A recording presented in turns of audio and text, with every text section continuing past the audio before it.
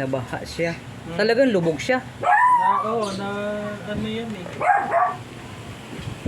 Pero dalawang beses na yan. Yung una, gumana pa yan. Oo. Pero nitong buwan na binaha ulit, hindi na siya gumana. Buti pa nga yun, yung rep na yun. Gumana pa.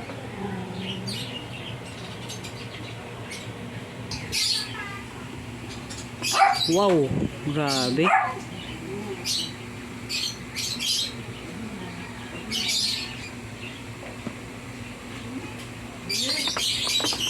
Ayun o. Nalawang na. Ano kayang posibleng nag- Ang damage niya. Ha? Ang daling IC. Dahil.